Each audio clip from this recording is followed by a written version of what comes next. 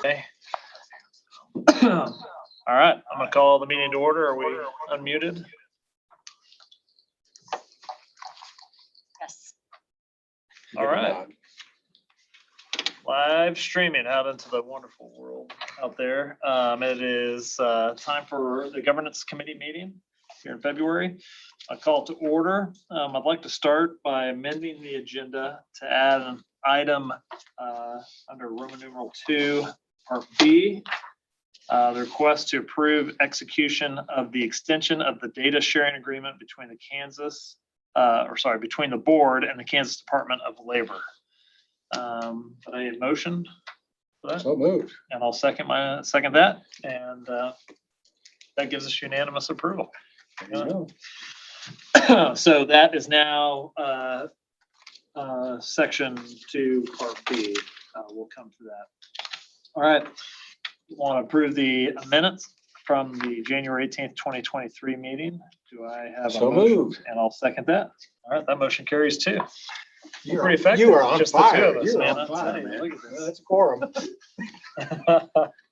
All right, like Joe Bain, Fort Hays State General Counsel, to introduce your staff and team to give a campus safety and security report.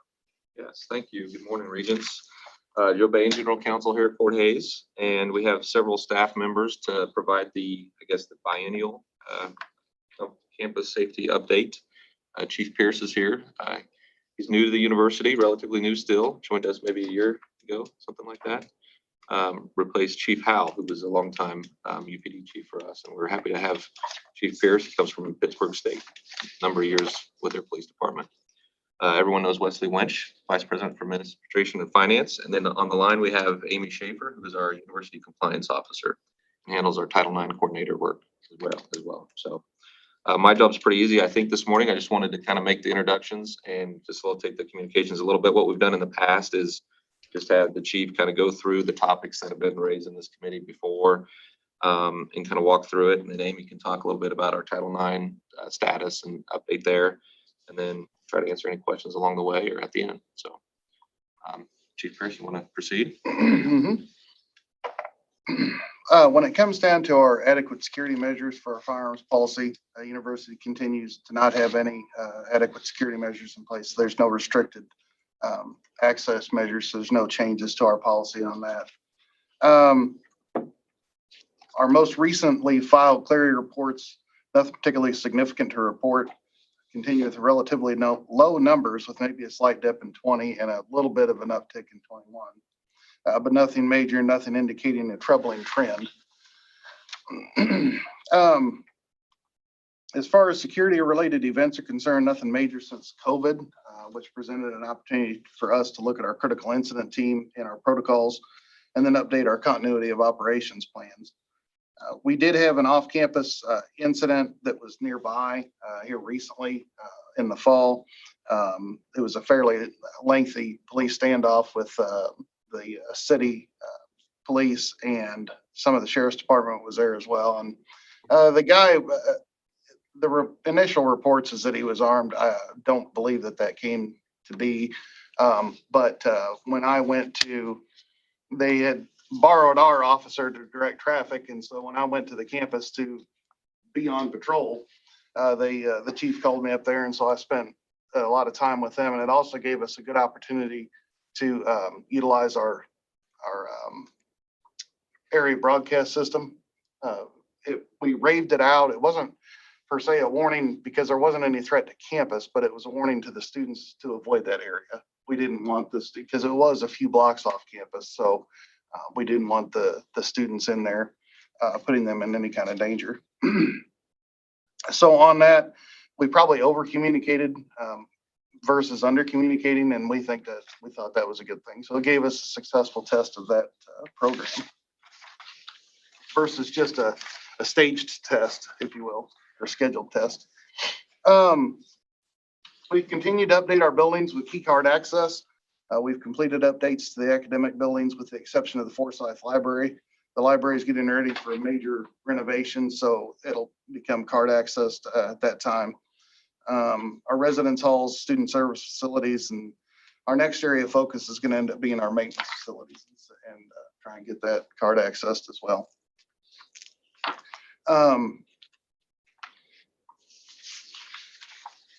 As far as any new safety or security related systems, processes, or policies that we put into place, we continue to utilize our annual campus safety walk with our students and some of our employees. This was my first year doing that with the Student Government Association, maintenance personnel.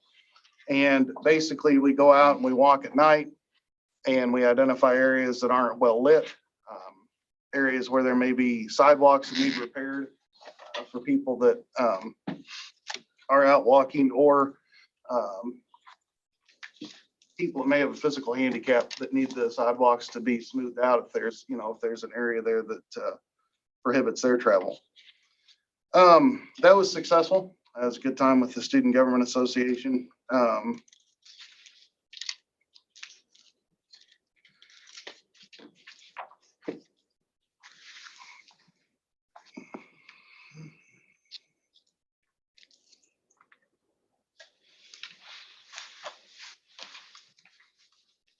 Our working group and existing committees are in the process of updating policies and procedures for international travel, restricted party screenings, and visitor access per the Board of Regents Safety and Security policy update from last year.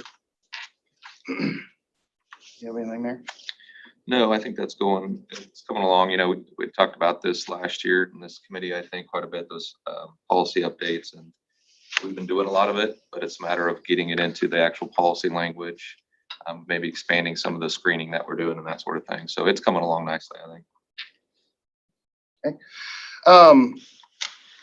Talk a little bit about tabletop exercises and exercises or training that have been conducted over the reporting period. IT security and Title IX training occurs annually. Fire evacuation exercises are held in each residential life facility twice per semester. The University Police Department provides active shooter and drug awareness training to all residence hall staff twice a year. We talk with the residence hall staff, the resident assistants or community assistants, and we show them various pieces of drug paraphernalia so they know what they're looking for. We do a controlled burn on some marijuana so they know what it smells like should they happen to encounter it. We also stress safety and security policies with those CAs and give them some active shooter training as well.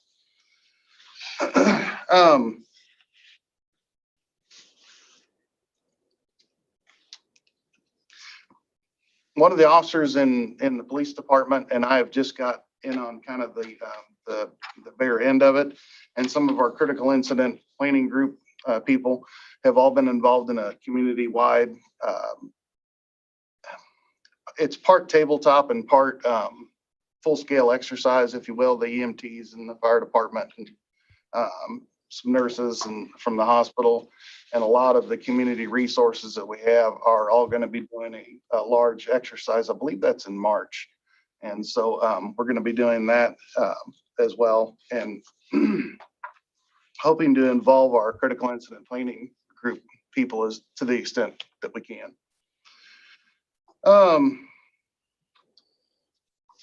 When we explain the different ways about how we're encouraging and facilitating communications between the students, faculty, and administration, in addition to our annual campus safety walk that I talked about a little bit ago, the chief of police for the city of Hayes, Don Chivler, and I, and the sheriff occasionally address different student groups, like the Student Government Association was one of them. We addressed them one night and asked for them to try and encourage the rest of the student population to, be safe when they're out in the community and make some intelligent decisions when it comes down to their behavior when they're off campus. And we also twice a year talk to the international students, purely to let them know that we are here to help them. And because policing in America may be broadly different than where they come from.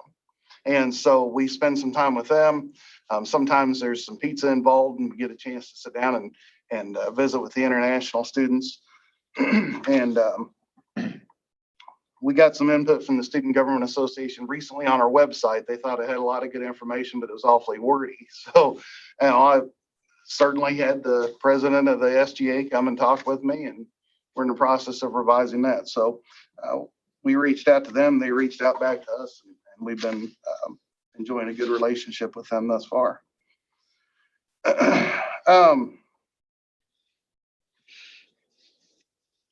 We also continue to use our behavioral intervention team. I think we meet as needed, but generally they're on Tuesday evenings. And we also try and enhance our mental health facilities and programming with our student health and wellness services. Do you have anything for that? No, I mean, I think they've been doing a lot of the sort of expansion to off hours programming and crisis management, some of those sorts of things. I think grants, they've been active over the last year and getting some new grants for that type of programming. So those are just a couple of things. Obviously, mental health on campus is a big deal as always. And I've talked a little bit about educating the different student groups and meeting with the different student groups. If an individual student wanted to access information that we do have lots of information on our webpage. As I said, the Student Government Association is helping us revise that to some degree. So, and also the university tries to assist students with off-campus housing should they have a problem with housing out in the community. And by that, I mean, we usually make referrals to City of Hays if there's health or zoning concerns, public nuisance concerns. So I don't really have anything else as far as the safety and security part of it is concerned. We haven't noticed any significant rise in our crime statistics as far as year to year. 20 was just kind of an off year because of all of the COVID stuff going on. So we'll keep on watching, make sure that try and keep those where they're at. So Amy's on if you have any questions specific to Title IX. I know the regents would appreciate an invitation next time you do a control burn. Oh. Honor that in person. But usually if there's an incident of a controlled substance like that in the residence halls, it's usually the community assistants who notice it. Yeah, And so, I'm sure. So yeah, so we try to make sure that they have a baseline recognition of it. So. All right. Does Amy have anything she wants to? Amy, do you want to comment at all on Title IX? Any trends or anything like that? I think we're just seeing now after COVID and we're kind of back to normal when it comes to Title IX. So we're seeing an increase in reports, but not anything that's overwhelming. I mean, you know what I'm saying? I think we're back to normal again versus when we were having all the restrictions and students weren't doing all the things they were doing before. And our policy, we continue to kind of with that guidance that we have now with the rules that we have, we're seeing how that works. And kind of Joe and I have been in a lot of discussion about, as the new rules come out, what are things that are working well, what are things that aren't working, and having those types of communications. Otherwise, we're just making sure that our students know how to report and what they need to report and what's available to them, and making sure I stay in contact with the supportive services aspects that are on campus.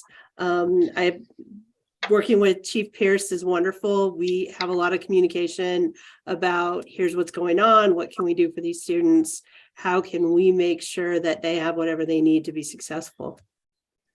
Do you guys have any programs where you're proactively educating students and staff faculty around? Yes. Appropriate and inappropriate? So I talk to every freshman seminar. So our UNIV 101 class, I give a presentation to them both fall and spring to each class about consent, Title IX, what different types of sexual misconduct are, what that means. We spend a great amount of time on consent in that one. And then I also add our Title IX information to the sexual harassment training that we require every employee to do. And I'm the one who does that also. Questions for Amy? Appreciate what you both do. Yeah, thank you both. Joe, do you have anything else? I think that's it for us, unless there's questions. Thank Thank you, you. Team Fort Hays State. Yeah. Appreciate it. Okay. Now I'm gonna move on to our added agenda item, Gage Rolfe. Great name. Will introduce the data sharing agreement for us, and we'll need to vote on this one. Well, thank you, Chair Rolfe. This agenda item, staff is requesting authority for Dr. Flanders to execute a 5-year extension of our data sharing agreement with the Department of Labor. Under the agreement, Labor provides employment data to KPOR at no cost. That data augments our student records. It's used for a variety of reporting and evaluative functions that the board carries out. Since the amended agenda has been worked up, we've actually finalized the language and obtained Secretary Schultz's signature. So it's all teed up for Dr. Flanders now. Great. And it comes before us because of the length of it, right? So, Exactly. any questions around this? Could this have come sooner? It could, the The approval. It could I have. have something of aversion to getting things that we don't have a choice but to approve. Sure. The Secretary of State's already signed it. Secretary of Labor. Labor, I'm sorry, Labor. It's already signed it. It could have, yeah, we were reviewing another contract and this contract came under review. And so we kind of dual tracked the approval process and the contract drafting I process. just ask you, where's that going forward? Any questions or comments? Okay, I need a motion to approve. So moved. All right, all in favor, please say aye. Aye. Aye. All right, motion carries. So unanimous. Thank you, Mr. Rolfe, Thank you. Councilor Rolfe. All right, John, will you talk about the building naming policy? This is a discussion of votes, so. Absolutely. Thank you. Julian did some great research for us, and that's included in your packet starting on page 4.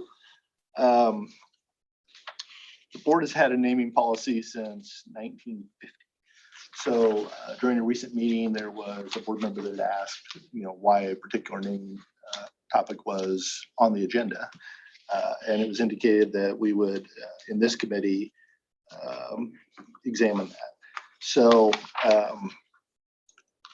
longstanding policy for the board, 1950. It has been amended several times over the years in 1983, 1986, and then that's picked up over time a little bit. There have been further revisions in 1990, 2010 extensively, and then 2020, 19, 20, and 21 all had revisions. That was the most recent, was in 21.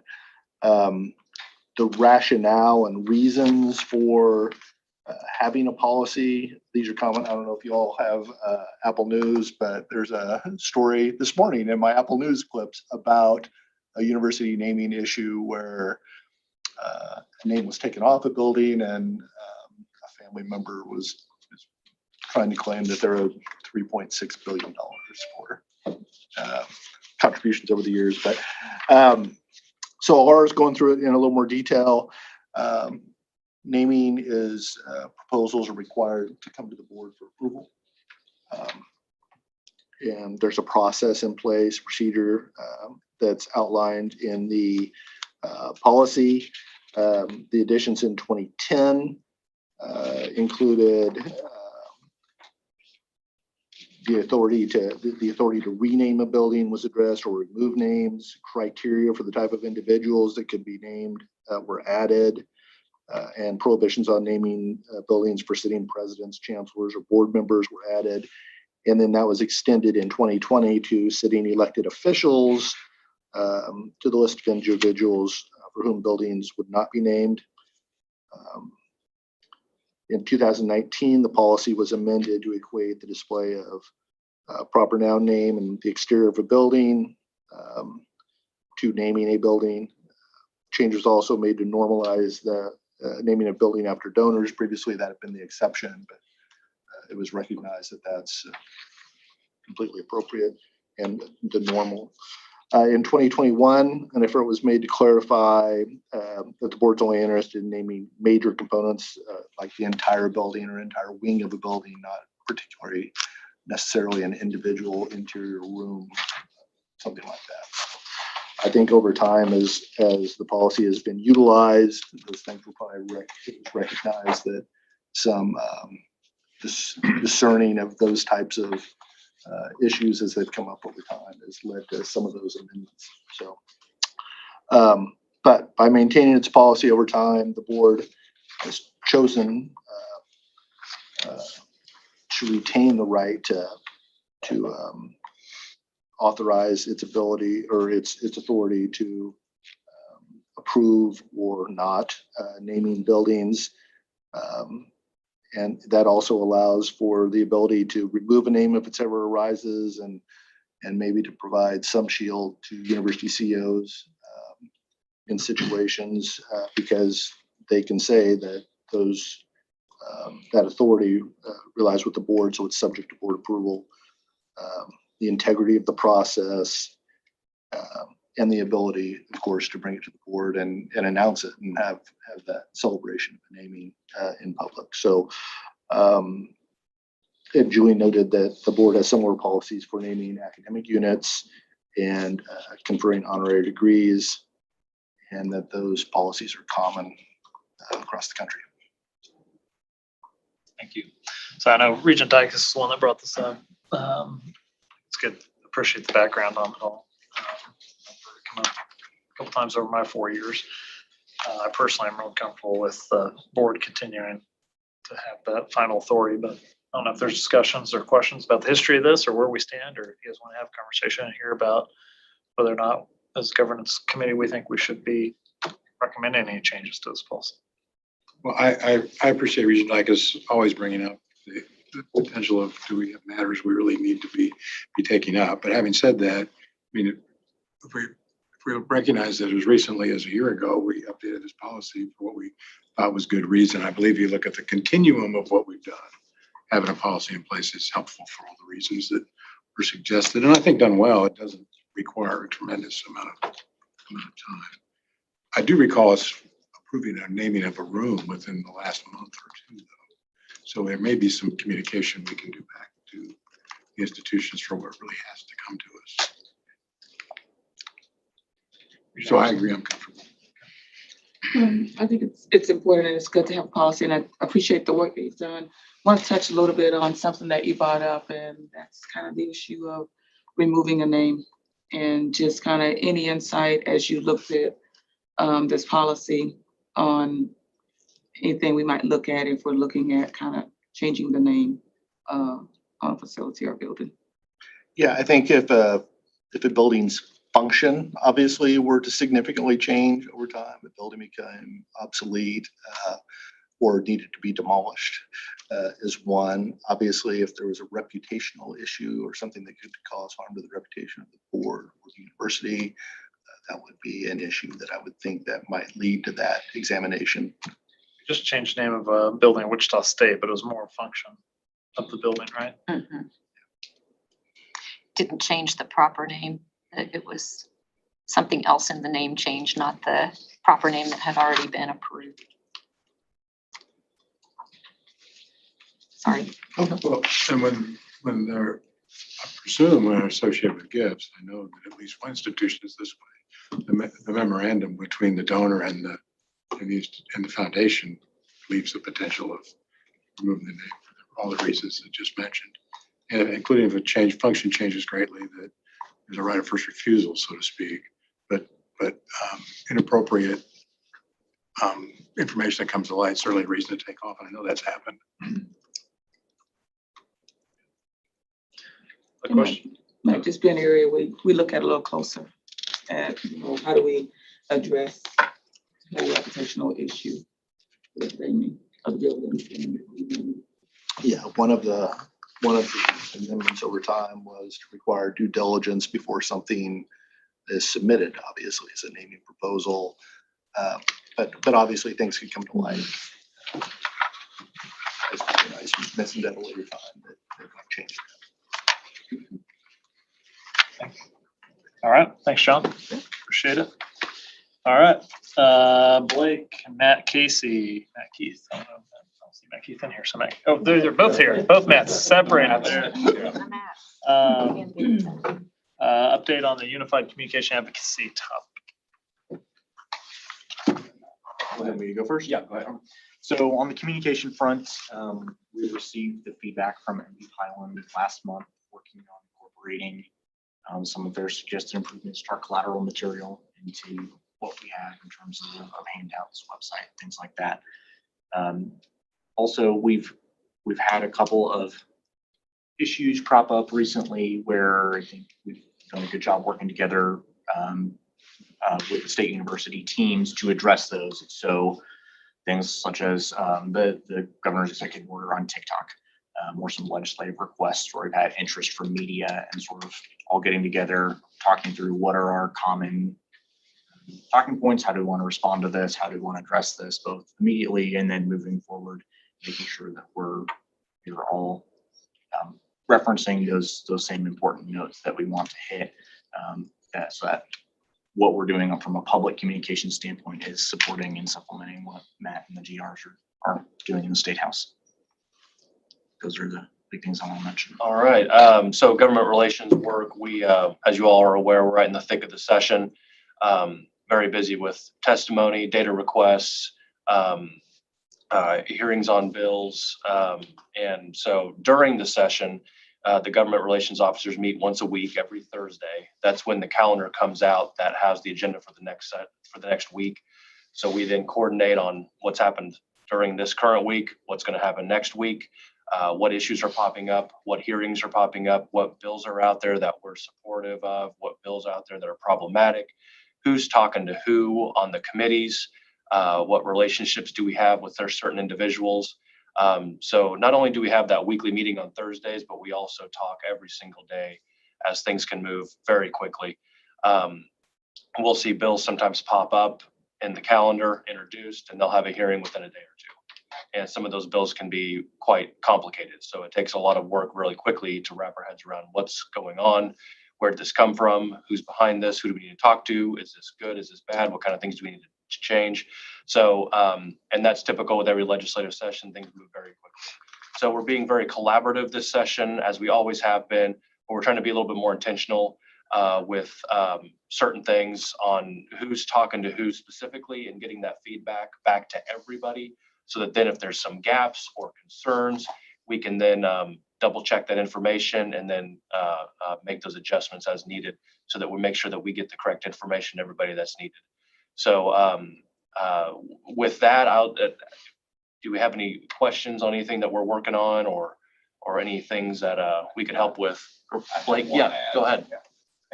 And so we've some of the institutions, and this is a good thing, have kind of increased their footprint through some contract advocacy.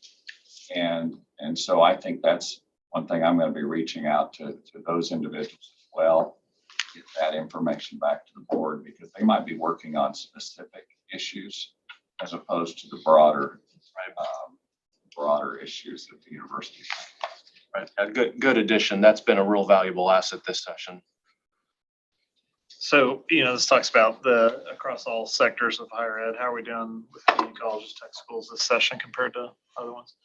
So on the Thursdays, of course, as we always have, they're invited to the meetings. We have those conversations. And in fact, we've invited and included the private institutions. So Matt Lindsay's been joining our meetings where last year and the years before that, he wasn't involved in the SCOGRO meetings. So we've tried to bring in everybody together that's involved in higher ed so that we can have those conversations. And I think that's helped the conversation because the private institutions also have interest in things that we've got interest in. And so that's helped with the communication on some of those items. I would say we working together really well on. Okay, go ahead. And I think it's fair to say that the independent colleges are not in our system. And so we want to work closely with them. But we candidly have some differences on a couple of bills. And that's just the nature of the different interests. So we can disagree without being disagreeable. This is the first time that I can remember in a while, though, that we've been on opposite sides of a bill with some of the institutions, community college sector. At least on one bill on restructuring the TEA, where we've been on opposite sides of that. We've had transparent discussions about it, but I did want the board to know that. That's true. And we have had very transparent discussions and good attendance at our Thursday meetings so that we can all sit around and talk about those issues. Even if there's things that we aren't in full agreement with, we can at least talk about what those are. Great. Questions? Okay, thank you, guys. Thank you. Matt squared. All right. Let's move to the Student Health Insurance Advisory Committee. Diana's here from Boise State. Good morning. Thank you for having me this morning. This is one step in our process to recommend plans for our student insurance for next year. And I want to give a shout out particularly to Madi and to Julene. So if there's any questions I can answer, I'm going to phone a friend because they have been wonderful staff support to the Student Insurance Advisory Committee, which is an advisory committee to COBO. This all has its genesis in legislation dating back to 2006, but our main goal is to review coverage for the next year for the student insurance plans that we offer and make a recommendation through COBO to COPS, to you all, and then to the board on setting that plan for the next year. United Healthcare Student Resources is our current provider and has been for most of the time that we have been offering the plans dating back to 2006, 2007. So SIAC, as we're called, had meetings in December and January to review information that came from United Healthcare and their recommendations are what they had come up with for proposals for us, and including conversations around membership, enrollment, loss ratios, and any benefit changes from where we are today. And so it was really good discussion from my vantage point. And this committee is made up of representatives from all the campuses, including students. And so the students had some really good questions and some really good perspective. And so while UHC came forward with two alternates, we did ask them to go back and take a look at also some additional options, primarily for our voluntary plan for our students. So there's 4 groups of students. The 3 that are really incented or required to carry insurance are in one risk pool. So that's our GAs that the university pays a portion of their premium.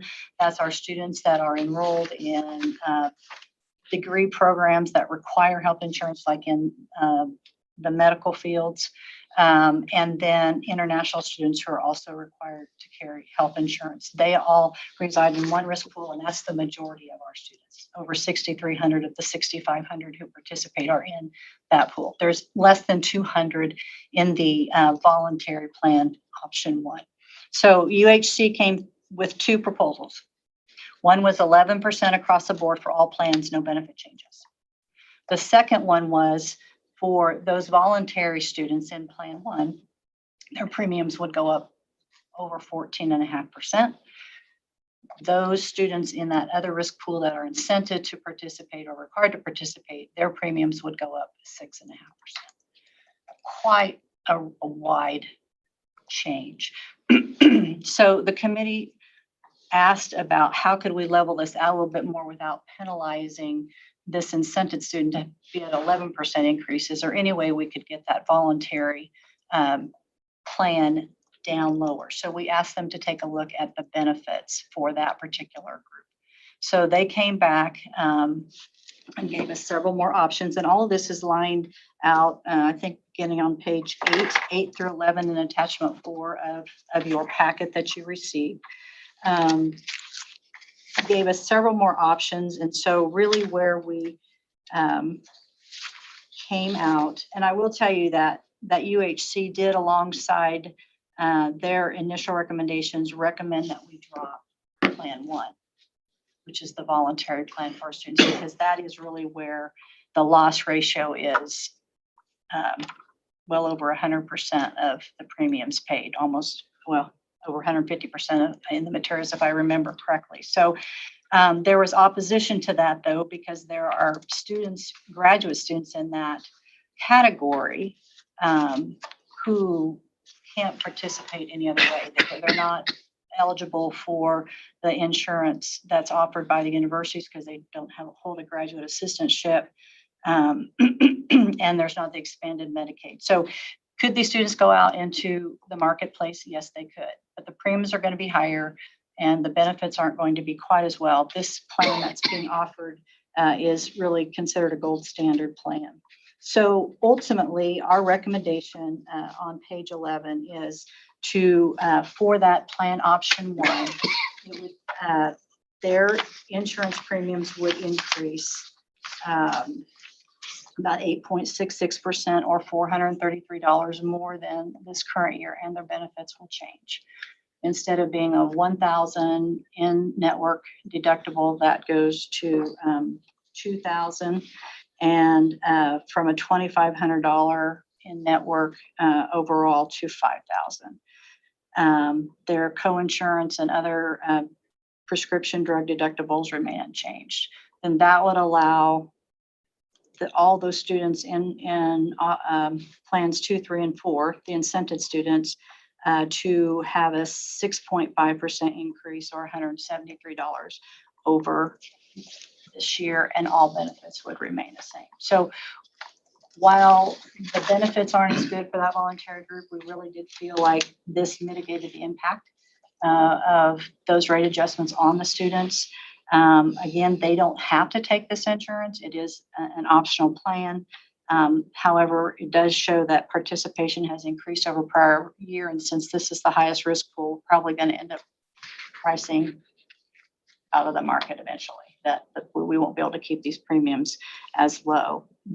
But one of the things about the benefit changes is if those students still use our health centers, they won't have to pay the deductible. So it's still less impact on them for that premium increase than the higher deductible, because a lot of them aren't going to have to pay that if they use our on-campus services. So with that, I will just stand for additional questions and look for your support or take this forward to the board this afternoon. I thought we talked to the Midwest Compact. Did we find that there was any opportunities there? I know it's a longer process, but It's a little longer conversation, but the issue with our plans are, so like you're presented with some number of, and the committee recognizes a number of not great choices, and then you have to select one.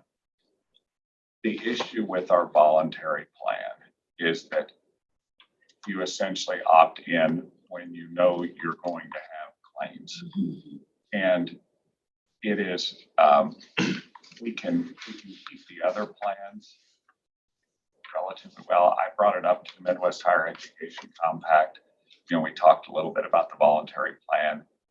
They kind of, the executive director at least recognizes it as a bit of a math problem, because you can spread risk, but if it's voluntary across several states, the same thing occurs in each state.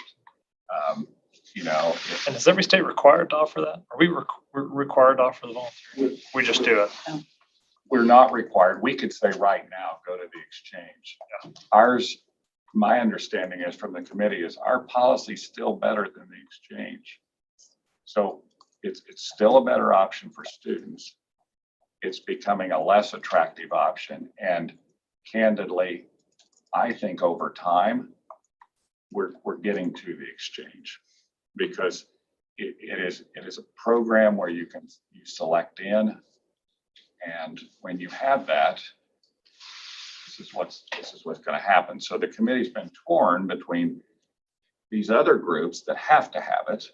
How do we keep it better for them versus the group that doesn't need it? And so I've been one that when I first saw the options, I was just like, no way, like but as you dig in and look at there's just no really good answers. I think this is the best solution we have. Thanks for your work and everybody else who's worked on this. Questions from Region IS or Region Harrison Lake? So do we have an option to look at maybe as public risk, the consortium that does some of the higher ed local government, and we had a chance to look at that to see if we're able to look at. MHEC is actually who put the RFP out and process for United Healthcare. And we bid this out as recently as 2020, I believe, and there was only two bidders. And so the market, it's just a high risk. And so United Healthcare still had the best plans for us to choose from, even though, as Dr. Flanders said, they're not necessarily good choices. So we weren't, I don't know what the option is for us to be able to piggyback on a cooperative agreement. We already are. We are. That would be through Midwest Public Risk, because theirs would be one that would be a co-op as well. Right. So I say we already are. Okay. We have been participating through MEC for the last 5, 6, 7, I don't remember how many years. They're the ones who have done the RFP and have found the provider for us. We then use that provider, but each state has their own plan because each state's laws are different. Each state's demographics and other factors are different. So we don't necessarily want to have a plan that's the same across all those states, and maybe can't even do that if the laws are significantly different enough to. So we have asked MAC, whether this is a possibility. I think they're talking about it. But the MEC executive director did tell me, she goes, there's an insurance commissioner in every state. And so they're not willing just to say, we're going to take our rules and, let them go out. I think it's going to be challenging. We're buying off a MEC contract, but it's going to be challenging to say, well, the risk pool is going to be all of these compact states just because of the state line issues. Okay. All right, I think there's a vote on this to recommend it to the board. Any other questions or conversation? I have a motion. So moved. Motion. Second, all in favor? Aye. Okay, thank you. See you again. It's presented today, right? So, yeah. Okay. Thanks for the work. Yeah, thank you. John, can you present to us on the Student Health Center review? Yes, just a quick update on this, informational only. That work has started. The contract was through KU, secured that contract on behalf of the board. Contract was signed between KU and the vendor in January. Task force met with the selected vendor last week, I believe, and that work has begun and is anticipated to be finished by May in time for presentation to the board in June. Thank you. And we'll have an agreement with the university, between the board and the university, to reimburse them for the cost. Questions? Thank you very much. All right, any other information to come before this board? All right, next meeting's in March, not on spring break week.